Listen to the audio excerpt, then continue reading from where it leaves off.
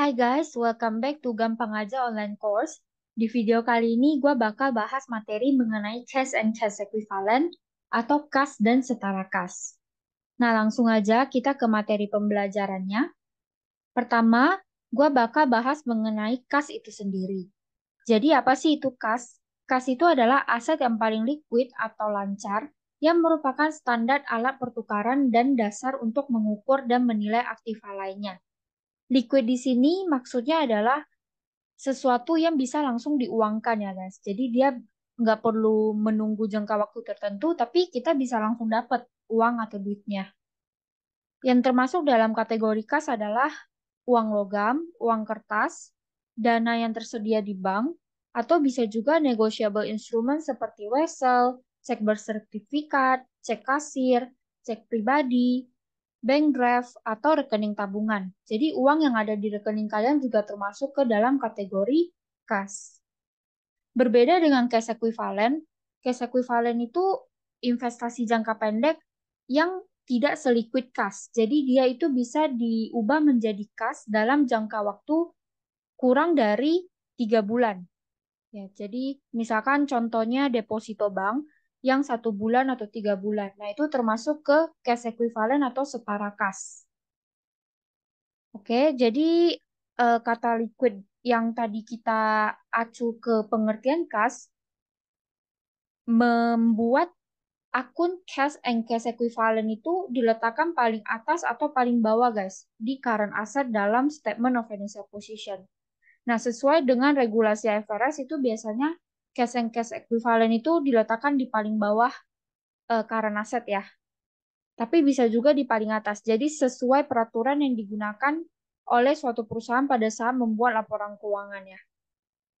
Oke, kita lanjut ke klasifikasi cash, cash equivalent, dan non-cash. Untuk item cash, berarti dia klasifikasinya itu adalah ke cash. Tapi kalau misalkan dia terbatas atau restricted, dia itu dikelompokkan sebagai aktiva lancar atau tidak lancar. Kalau misalkan tidak terbatas, baru dia dilaporkan sebagai kas. Oke, next itu ada petty cash ataupun bisa change fund. Itu kategorinya adalah cash. Jadi dia dilaporkan sebagai kas ya di Karanase. Petty cash itu biasanya kas yang digunakan untuk membeli pengeluaran-pengeluaran kecil. Misalkan nih di kantor spidolnya udah habis. Nah itu biasanya pakai petty cash saja. Jadi nggak perlu minta approval dari atasan buat keluarin uang. Karena pengeluarannya itu yang kecil-kecil aja. Next ada short term paper. Itu masuk ke kategori cash equivalent ya. Karena dia investasi dengan jangka waktu tertentu, jadi dia ada jatuh temponya, tapi masih kurang dari 3 bulan. Nah, jadi kategorinya itu cash equivalent. Lalu ada short term paper yang klasifikasinya itu temporary investment. Nah, ini biasanya jatuh temponya antara 3 sampai 12 bulan. Lalu ada IOU dan post date check itu kategorinya ke receivable dengan asumsi tidak ditagih. Tapi kalau travel advance yang kategorinya receivable itu asumsinya akan ditagih dari karyawan ya. Jadi misalkan karyawan itu ada travel advance yang tidak ditanggung oleh perusahaan. Nah, itu termasuk ke piutang ya. Piutang bagi perusahaan misalkan perusahaan itu nambok dulu. Jadi asumsinya itu dia akan tagih ke karyawan tersebut atau dikurangkan dari gaji mereka. Nah, next itu ada STEM. STEM itu masuk ke prepaid expense, tapi juga kadang termasuk ke kategori office supplies ya, atau perlengkapan kantor, stempel. Lalu ada bank overdraft. Bank overdraft itu kategorinya ke current liability atau liabilitas lancar. Jika dia berperan sebagai penyeimbang atau penutup kerugian, bank overdraft itu akan mengurangi saldo kas ya. Nah, next itu ada compensating balance. Nah, ini tuh dikelompokkan sebagai aktiva lancar atau tidak lancar di bagian aset. Jadi dia nanti disajikannya secara terpisah dengan catatan tersendiri. Nah, ini untuk klasifikasi kas, kas ekuivalen, dan non-kas. Lanjut kita ke receivable atau piutang. Nah, jadi tadi kita kan udah bahas kas dan kas ekuivalen. Sekarang kita bahas receivable atau piutang. Piutang itu adalah hak milik kita yang masih ada di tangan orang lain atau pihak lain, baik berupa uang maupun penjualan yang belum dibayar lunas. Jadi misalkan nih, contoh simpelnya kalian punya teman minjam uang sama kalian. Nah, bagi teman kalian kan dia itu ngutang ya. Jadi dari sisi dia itu hutang. Nah, tapi dari sisi kita yang kasih uang tersebut ke teman kita itu piutang, guys. Nah, atau bisa juga biasanya perusahaan-perusahaan mereka kasih customer mereka buat ngutang nih, bayarnya nanti. Nah, itu bagi perusahaan disebut dengan piutang atau receivable. Nah, namanya piutang atau orang ngutang ke kita pasti kan ada aja nih, kadang nggak tertagih atau mereka nggak bayar. Nah, di akuntansi itu ada namanya piutang tidak tertagih. Jadi dia ada dua metode pencatatan. Ada direct write-off sama allowance. Simpelnya kalau direct write-off dia itu langsung hapus piutangnya. Jadi dia itu nggak babi bu bebo lah ibaratnya. Jadi dia langsung hapus saja. Beda dengan allowance method yang dia itu melakukan pengakuan kerugian. Jadi nanti ada akun baru. Nah, ini kita lihat ya, kalau jurnalnya itu bedanya di mana. Kalau allowance method, pada saat pencadangan dia mengkreditkan akun baru yang namanya AFDA, Allowance for the Full Account. Jadi dia cadangin dulu AR mereka ke akun ini. Nah, debitnya itu bad debt expense. Kalau direct write off, mereka itu kan nggak mencadangkan ya, jadi dia langsung hapus. Makanya no entry pada saat jurnal pencadangan. Nah, pada saat jurnal penghapusan, makanya di direct write off itu dia langsung hapus nih AR-nya. AR itu kan saldo normalnya di debit ya. Jadi pada saat dihapus maka ke kredit dan mendebitkan saldo bad debt expense namanya. Nah, sedangkan kalau allowance method pada saat dihapus ya berarti kan AR-nya di kredit tapi debitnya itu allowance for the full account atau AFDA karena dia mau hapus saldo AFDA ini supaya jadi nol pada saat AR-nya dihapus. Nah, itu bedanya. Lanjut, kita ke eh, materi penyerahan piutang atau assigning. Nah, penyerahan atau assigning piutang itu ibaratnya kita minjam uang dengan piutang sebagai jaminan.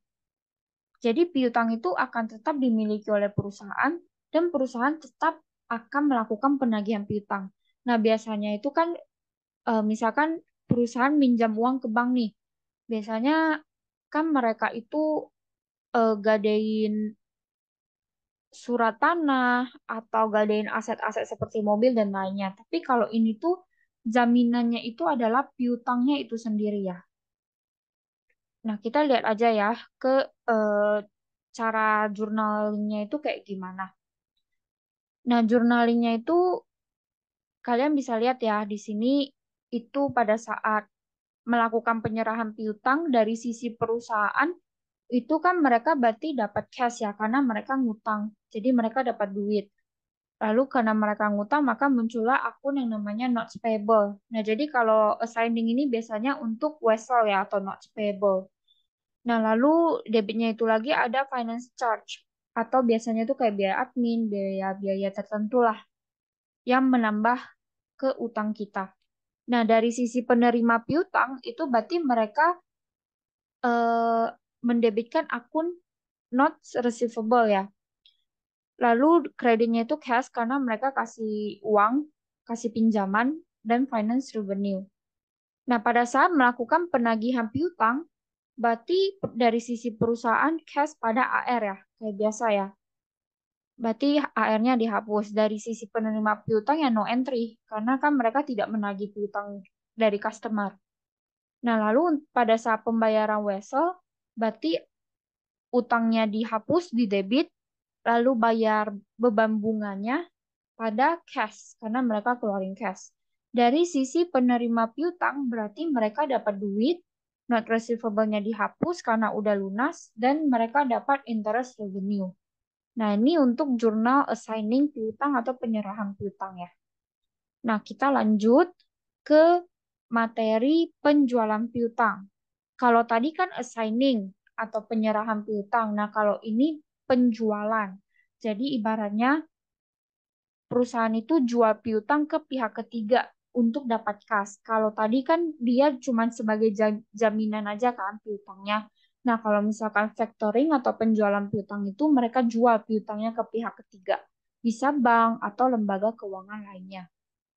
Nah, factoring ini ada dua cara. Bisa without recourse atau with recourse. Kalau without, berarti perusahaan itu tidak bayar kepada pihak ketiga atau bank atau apapun itu kalau misalkan customer tidak mampu membayar. Tapi kalau with recourse, berarti perusahaan itu harus bayar kalau misalkan customernya itu tidak mampu bayar. Nah, kita lihat cara pencatatannya ya atau jurnalnya. Pada saat penjualan piutang, kalau misalkan dia without recourse, itu dari sisi perusahaan berarti catatnya itu cash due from factor, loss on sales of receivable pada AR. Ya, kenapa? Karena AR-nya itu harus dihapus karena dia tanpa tanggung renteng ya atau without recourse. Jadi perusahaan itu tidak perlu bayar lagi kalau misalkan customer-nya itu nggak bisa bayar. Jadi mereka nggak perlu bayar lagi ke pihak ketiga itu. Makanya AR-nya itu langsung aja dihapus. Lalu due from factor ya. Due from factor ini adalah dana untuk menghadapi diskon atau retur barang atas piutang yang sudah dijual. Jadi dia kayak expense lah ibaratnya. Nanti kalau misalkan tidak digunakan, maka penerima piutang harus mengembalikan duit tersebut ke perusahaan. Oke, kalau dari sisi penerima piutang, kalau metodenya itu without recourse, mereka akan mendebitkan AR pada due to PT apa, misalkan PT A, PT B, tergantung perusahaannya apa ya. Lalu financing revenue dan cash ya, karena mereka kasih duit ke perusahaan. Nah, kalau misalkan metode with recourse, berarti perusahaan itu kreditnya adalah recourse liability atau liabilitas. Kenapa? Karena kan kalau with recourse itu perusahaan harus bayar ya. Jadi dia harus bayar kalau misalkan customer-nya itu nggak mampu untuk mengembalikan dana yang mereka pinjam. Jadi makanya mereka kreditnya itu liability, bukan langsung hapus AR-nya. Nah, debitnya itu bukan loss on sale of receivable ya, tapi finance charge. Jadi intinya dua metode ini tuh bedanya cuman di ini ya, yang gua warnain biru dan hijau. Lalu dari sisi penerima piutang sama ya jurnalnya. Lalu pada saat melakukan penagihan piutang itu berarti dari sisi perusahaan no entry, dari sisi penerima piutang cash pada AR ya. Karena kan piutangnya sudah dijual ke penerima piutang, jadi duitnya itu masuk ke penerima piutang. Nah, pada saat retur, berarti dari sisi perusahaan itu harus menggunakan due from factor ya, atau dana pada saat menghadapi diskon atau retur barang atas piutang yang sudah dijual. Nah, dari sisi penerima piutang itu berarti due to PT apa pada AR. Nah, ketika due factornya itu tidak terpakai habis, maka dari sisi penerima piutang itu harus bayar guys sisanya. Jadi due to PTA misalkan pada cash sisanya ya, sisa dari misalkan kan tadi di sini udah kepake nih 1 juta. Misalkan pada saat dijual itu due factornya 3 juta. Berarti ada sisa 2 juta dong. Nah, penerima piutang ini harus balikin 2 juta ke perusahaan. Nah, jadi dari perusahaan itu nanti mereka dapat sisa cash-nya sebesar 2 juta, lalu mereka hapus due from factor-nya di kredit ya. Due from factor yang tadi mereka kasih dana dulu nih ke penerima piutang. Gitu. Thank you so much for watching this video. Semoga kalian ngerti ya sama penjelasan yang udah dibawain. Dan jangan lupa subscribe channel Gampang Aja karena bakalan banyak materi-materi yang bisa kalian pelajarin.